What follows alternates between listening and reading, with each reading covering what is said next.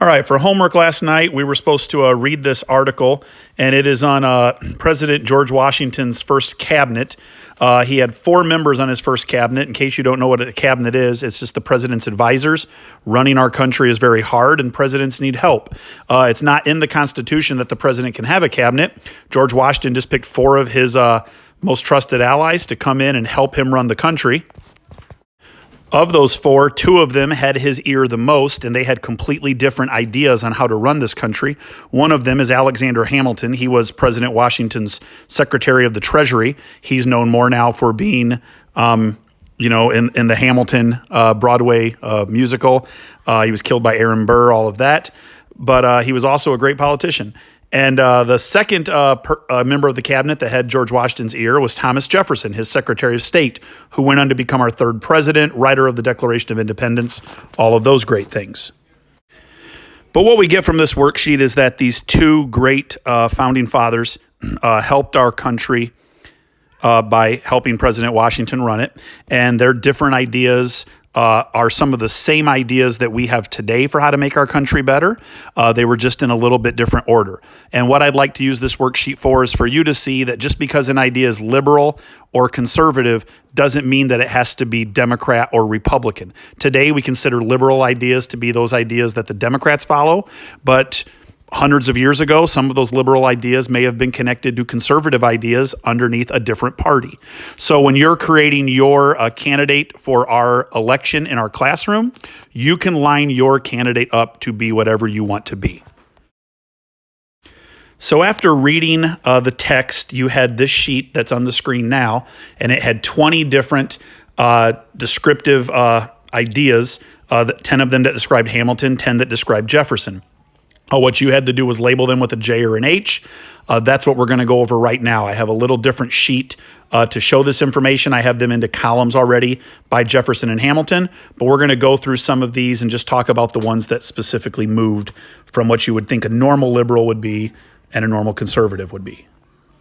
All right, the first thing that comes from this reading is that you'll see the parties' names, the two major political parties at that time, were different than what we have today. Jefferson was a Republican, but Hamilton was what was called the Federalist Party. So everything's a little different just right from the get-go.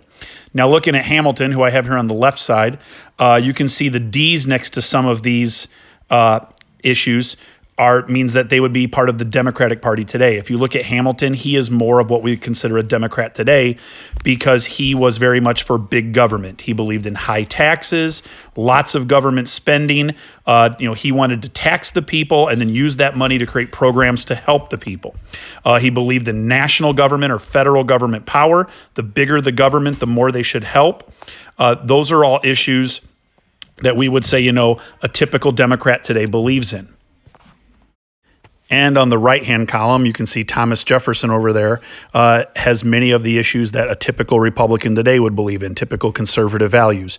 Small government. Small government means fewer taxes, less spending. If you have less money, you have to spend less. So that means there's going to be fewer aid programs to help the people. He's going to support states' rights. You should get your help from the state, not from the national government. The smaller government, the local government, state government should know how to help you. All in all, Hamilton and Jefferson set up economically as very much what we would consider Democrat and Republican today. Another issue that is also still Democrat and Republican, and they match up exactly on this, is something we haven't talked about yet, the word construction.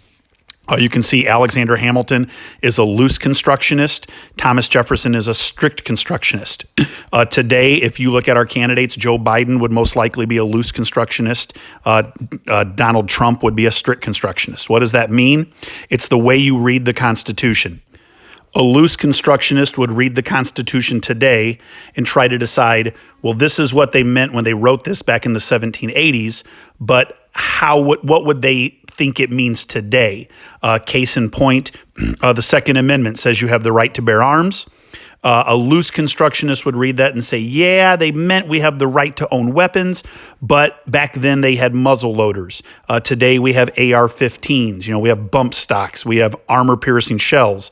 A loose constructionist would say, yeah, the founding fathers told us we have the right to bear arms, but they didn't know how the world was going to progress, and therefore they would say, the founding fathers would also say we need to have laws that limit certain types of ammunition. We need to have 7-day waiting periods, this and that, all sorts of gun control issues.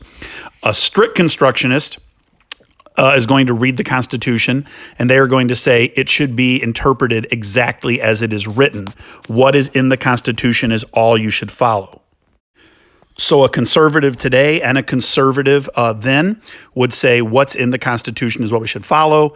The Second Amendment says you have the right to bear arms. You should have the right to own any gun, anywhere, anytime. That is what the Constitution says. Now, many of us are, somewhere in between, but that is what loose and strict constructionist means. It's just like the word sound. If you have a parent who is strict, they say be home at midnight, you better be home at 11:59 or you're in trouble. If you have a parent who is loose with the rules and they say be home at midnight, if you call them at 12:02 and say I'm running a little late, traffic's bad, I'll be home at 12:30, they probably say that's cool. That's what that means there. All of those issues we've went over so far make Jefferson a Republican today, Hamilton a Democrat today. It's just like the candidates we have. Now, but the last three issues are interesting because Hamilton, it says he believed in the growth of cities. He wanted cities to expand. That's business. He wanted business to expand. Let business grow. How do we do that? Very little regulation. Let businesses do whatever they want. Let them make money. Wall Street needed to have very little regulation. Let Wall Street make us money through the stock market. He was a champion of big business. He wanted businesses to just take off and flourish. Those are all things that Republicans believe in today. They believe in letting businesses grow, less regulation on those businesses. That's kind of a small government thing, fewer laws. And we need businesses to grow so that people can make money and create new jobs since there's less money due to less taxes. And then if you look at Thomas Jefferson, he wanted to champion the ordinary worker. Today we look at liberals and we say they want to tax the rich and give to the poor, create programs that help people out. Jefferson wanted to do that. He wanted to help the people. And the main way he wanted to help the people is just leave the government out of their lives completely. Stay in an agricultural society. Don't have the cities grow. Have people live on their farm with their nearest neighbor miles away.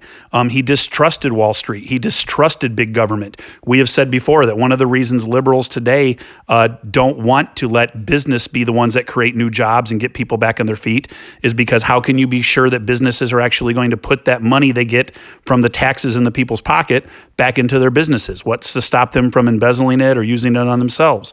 So what you see here from Hamilton and Jefferson is really Hamilton just saw the future of our country. He used liberal and conservative ideas to say our country was just going to grow and it was going to boom and it was going to explode. And our country was going to become something amazing that stretched from the Atlantic to the Pacific Ocean. We needed to get bigger, better, just, go crazy, make as much money as we can, have the government doing as much as it can for the people. That's the wave of the future. Jefferson looked at the past. He looked at things as being, we need to stay agricultural. We need to stay rural. We need to take care of ourselves. Don't let the government get involved. That got us in trouble with England. Take care of yourself. Have your small local governments take care of you. And in doing that, our country would succeed better than Hamilton's plan. Just looking at them both in terms of the terms we use for Democrats and Republicans, if we're saying Hamilton was more of the Democrat, you would say he's more liberal. Liberal kind of means change, moving forward, doing things differently. That's definitely what Hamilton wanted back in 87, 88, whatever year this is. I guess 1789 is when Washington took office. Thomas Jefferson here, he wants to keep things the same, keep them the way they've always been. That's conservative, don't change. So we would look at him as being a conservative candidate. And on the last dot here that I don't have an R or a D next to because they just kind of deal with the guys, neither one of them liked each other. They both believed that the other one was trying to hurt the country. And that's kind of our answer here to the last question on the bottom of that page that you had to do. Why do you think Hamilton and Jefferson opposed each other so bitterly? It's just like Trump and Biden today. They both think they're right. They both think they have the best plan to move our country forward and make our country better. Neither one of them, maybe would dislike the other one sitting in a bar, sitting in a restaurant. But when you put them in a room with the president and trying to say which plan is best for making our country the greatest country in the world, they couldn't stand each other because they disliked each other's beliefs so much. And unfortunately, this is what we see today in our country when, Thursday night, Biden and Trump are going to have another debate. And, we have to turn off the microphones when the other one talks because they can't let the other one get a word in edgewise because they both feel so strongly about their own beliefs. Hamilton and Jefferson probably would have been the same way. George Washington, in his speech when he left the White House, mentioned that he thought political parties were the worst thing that would ever happen to our government and they would drive us apart. And you can see here from this assignment how true he was, and you can also see it in today's world. But as we've talked about, political parties also do have some positive functions in that they give us a choice. They make voting easier when we know what the candidates stand for. And that's why we're doing this assignment. Hopefully you're learning something about the issues and how they connect to the candidates and the beliefs behind them. Hopefully you can use this assignment and what we just saw to decide, do you want to move some of, maybe you want to, you realize there's an issue that you have that, maybe you want to take one from the other side and bring it into yours. Maybe you want to try to find a way to incorporate, a conservative side into your liberal, your Democratic platform, or vice versa, a liberal issue into your Republican or conservative platform. Just trying to show you in these last two assignments how you don't have to be 100% liberal to be a Democrat or 100% conservative to be a Republican. Hopefully, we'll see some of that when we get to the project.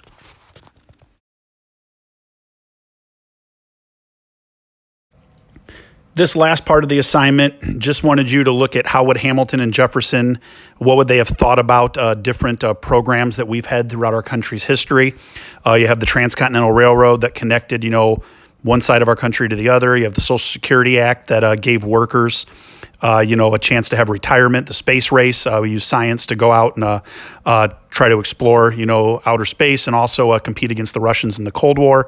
And then the Farm Bill, which is supposed to meant to help farmers out that are struggling.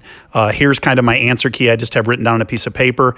The main thing to get from these, Hamilton would have liked all of them. They all are for big government, more taxes, more programs to help the people. The Social Security Act helps the average worker. The Farm Bill helps farmers. They all, involve taxing and creating programs. So Hamilton would have been all into all of these. Jefferson, probably not so much. The Transcontinental Railroad, he probably would have disliked. He wants small government. Don't spend tax dollars on something that big.